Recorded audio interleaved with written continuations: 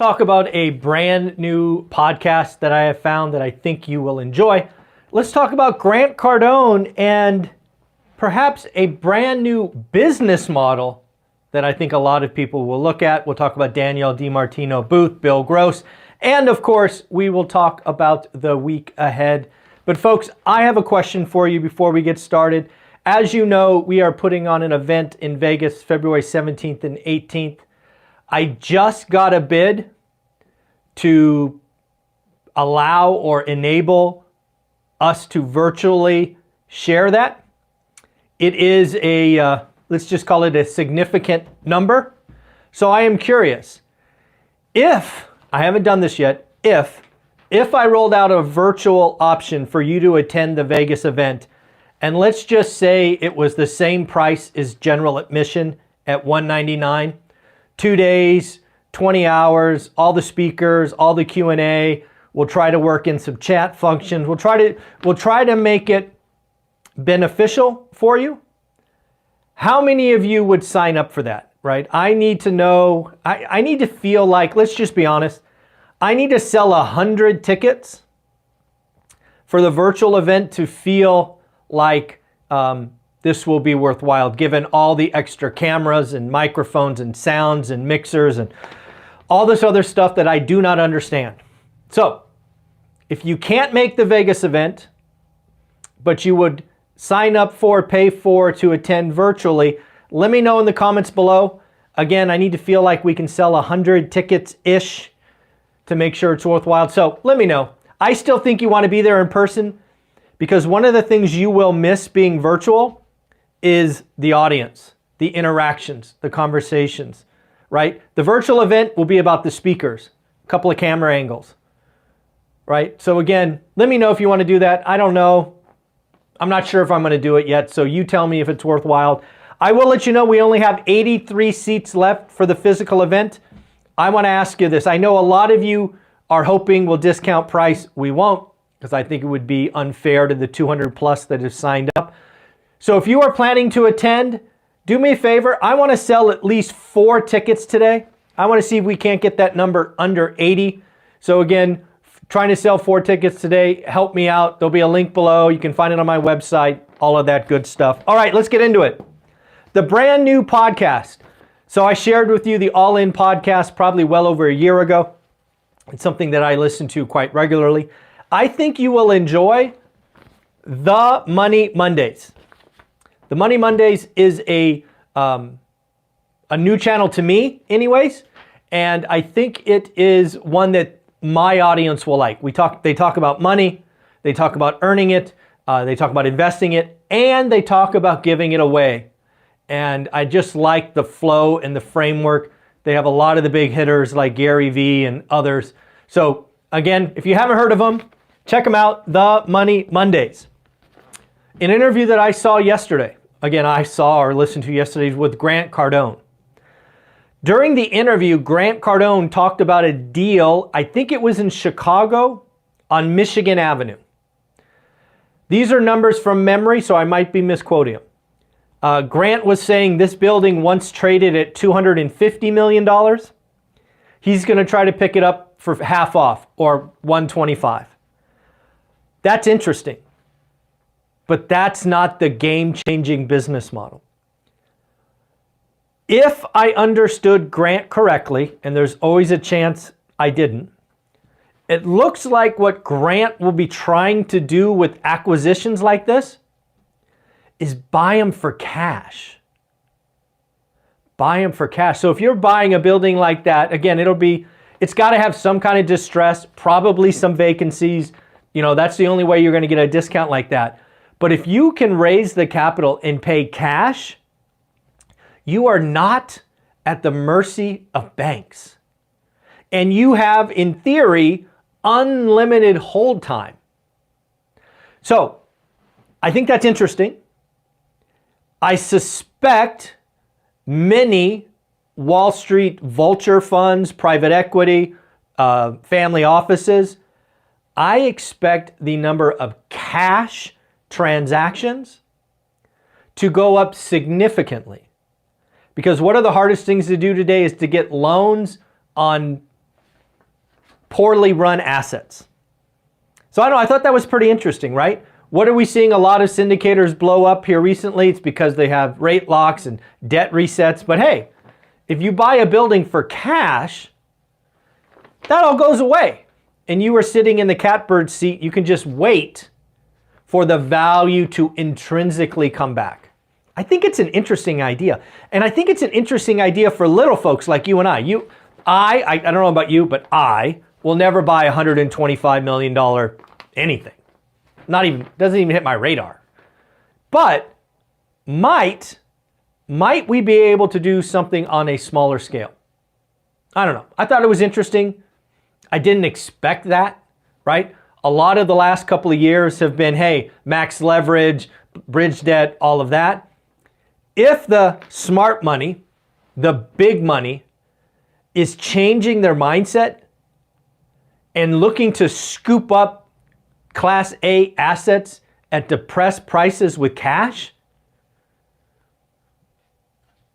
call me intrigued.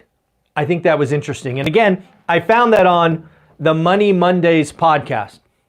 I don't know. Shout out to the team putting that on. I like what you're doing there. How about Danielle DiMartino Booth? The one and only Danielle DiMartino Booth, who is wonderful to come on our channel. She talked about the Fed put. She talked about what normal Americans should do. She introduced something that I had not heard of. I've had these discussions, but there's actually an economic rule that I didn't know about. It is called the SAHM rule. I think I heard it spelled correctly as S-A-H-M, SAHM rule. Basically, the SAHM rule says if unemployment ever goes up 0.5% from the bottom in a cycle, the recession is started. Why is that important? On Friday, the Bureau of Economic and Labor Statistics, besides saying we grew less jobs than expected, also, ding, ding, ding, ding, ding, said the unemployment rate went to 3.9%, which of course is 0.5% higher than 3.4%, which we have hit many times as a cycle low. That's interesting. That's interesting, especially when you know that I am calling for a Q1, Q2 recession. Not deep and dark, but negative growth and an actual called recession. It does seem like we are moving that direction. Again, the Atlanta Fed, real GDP or GDP now. Remember last week, after the ISM numbers were horrible, took their expectation for Q4 GDP from 2.3 to 1.4, I think. Significant drop. I think the economy is slowing down. I don't know about you, but that's what it feels like. In addition, in the same interview, Danielle DiMartino Booth is talking about a 4 sigma event in the bond market. You and I have undoubtedly watched the 10-year note. We've talked about it every day this week. The 10-year note went from 5.03 to 4 let's call it 4.54, something like that. It basically dropped Wednesday, Thursday, Friday, 0.5%. The 10-year bond market is not supposed to move that way. If you bought bonds at 5%, you have seen significant appreciation, right? Rates down, price up, value up. It's one of those counter things. So think about that. A 4 sigma event, basically in 3 days. What happened to mortgage rates? Folks, early last week, I called the high for mortgage rates. Mortgage rates went from over 8% down to 7.4 in 3 days. More importantly, remember that spread that we've been talking about? The 300 plus basis point spread? On Friday, it came in at 284. Why is that important? I have shared with you repeatedly that once banks believe the Fed is done, that will start to collapse. The market and banks are starting to believe the Fed is done. Now, don't get it twisted. Don't get it wrong. We're not calling cuts. We're talking stay put for a year. But again, once banks believe we're at the peak, the terminal rate, banks will start collapsing that. We may have seen that on Friday. We'll see follow through this week or not. And then lastly, something else that we have talked about a bunch here that Danielle has also highlighted is don't watch earnings. Watch revenue. Remember, folks, I've shared with you repeatedly that I was a general ledger accountant. I was responsible for quarter end closes. We could make assumptions that fully pass muster and adjust earnings up or down. But we can't fake revenue. We can't fake revenue. These are important things to remember. So when you see these companies beat earnings, miss revenue, watch. Because again, as someone who is in the mix of making these adjustments on balance sheets and income statements and cash flow statements, we could always do that for a quarter, maybe two, but there was always a price to be paid in subsequent quarters. Watch out. So shout out to Danielle. Also the Psalm rule. I need to check in more into that. I saw that this morning. How about Pantheon Macroeconomics? Specifically, Ian Shepherdson.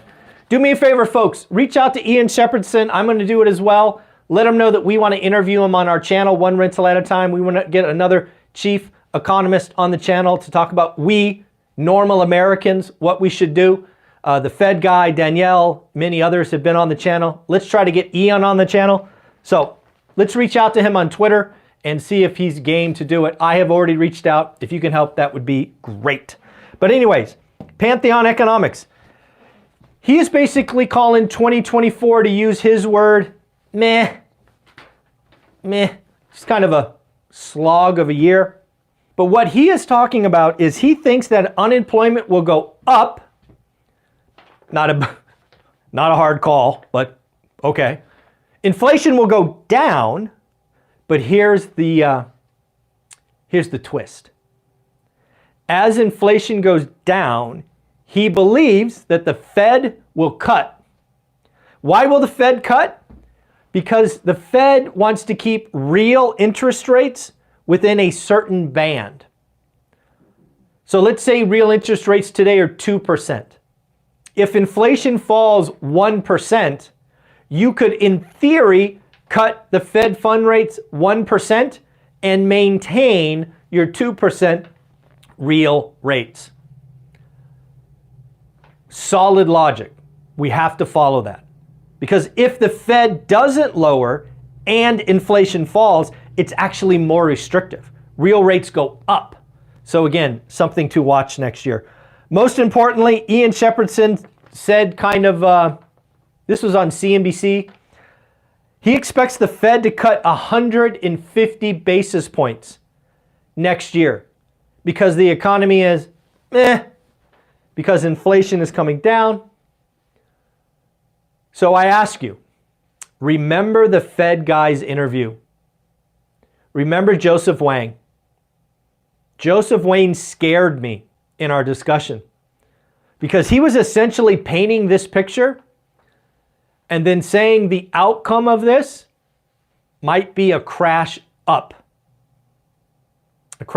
in asset value. So again, we need to watch that because again, we need to watch real rates as inflation falls. So again, let's try to get Ian on the channel. How about Bill Gross?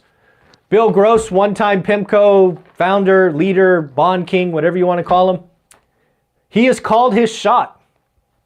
Another billionaire is calling his shot, just like, what's his name? Bill Ackman. Bill Gross basically called a shot that said the regional banks have hit bottom. In fact, if you go to Bill Gross on Twitter or X, you can actually see the banks that he started buying. I think it's an interesting call. At some part of the cycle, I feel certain regional banks will be a bargain. Is this the point they're a bargain? No idea. I think it's interesting that somebody is calling their shot this early. We shall see. The week ahead, let's talk about what's coming up. Let's talk about economics first and then earnings reports that I'll be watching. On Monday, this is a report that for 20 years, I never looked at. I knew about it, but didn't care. Monday's an important day. Senior Loan Survey, also called the SLOOS report. What is going on in the lending market?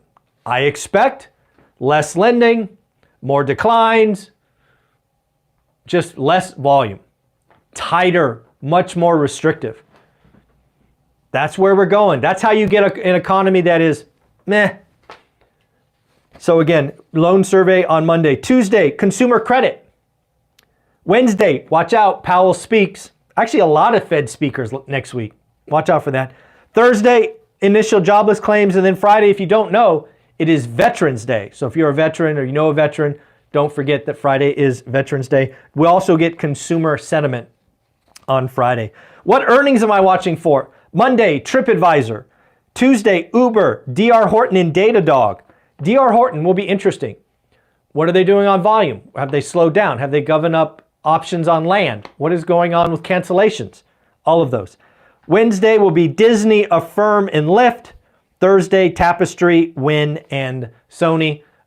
Near as I can tell, no real reports on Friday as it is Veterans Day. So folks, again, let me know. Let me know in the comments below. If I decide to turn on the virtual option for the speakers at our event February 17th and 18th, would you be game to buy a ticket? Because it is expensive with cameras and microphones and extra photographers and videographers and all of that. I'm right now ballparking the same price as general admission, $199. So let me know in the comments below if you're game to do that. No harm, no foul. If you don't want to, totally fine. I have no problem not spending money. But let me know in the comments below, $199. More importantly, I still think you want to be in the room. I'm hoping we can sell 4 tickets today to get us under 80 remaining general admission.